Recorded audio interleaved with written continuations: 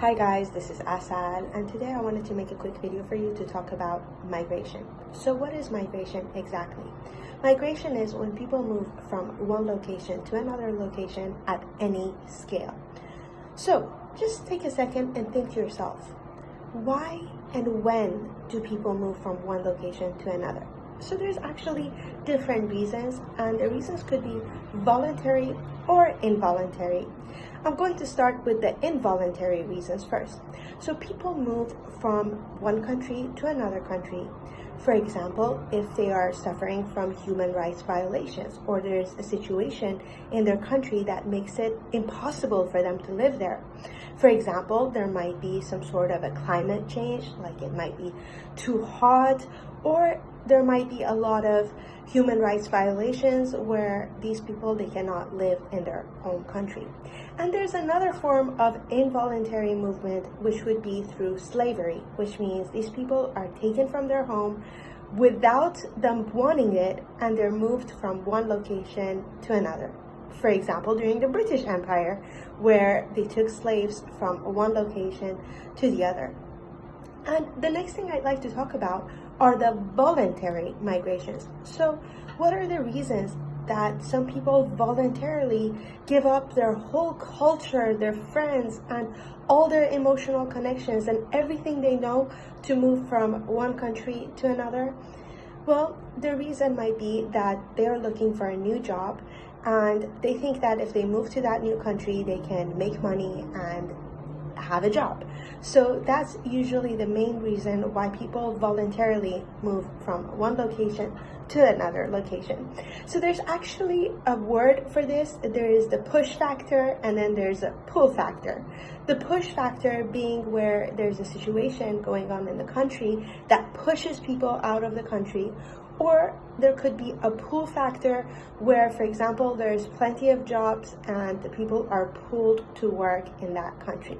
So before I finish off with this video, I'd really like to talk about what the UN has to say about the definition of migration and a migrant. So the UN Migration Agency defines a migrant as any person who is moving or has moved across international borders or within a state away from his habitual place of residency, regardless of the person's legal status, whether the movement is voluntary or involuntary, and what the causes for the movement are, or what the length of the stay is.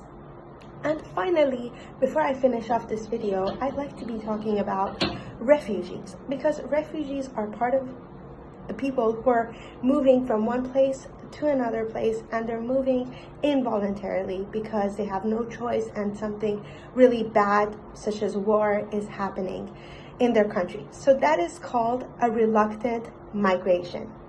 So another thing I'd like to talk about before I finish off this video is the biggest migration in history.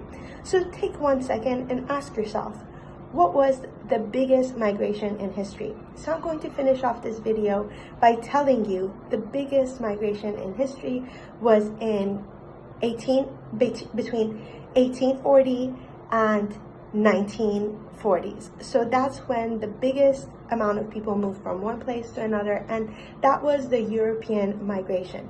So quickly, you might ask yourself, everything was going fine in Europe and people were having growth, but you know what? Yes, people were having growth, but it wasn't proportional because many people were suffering from poverty and they couldn't prosper.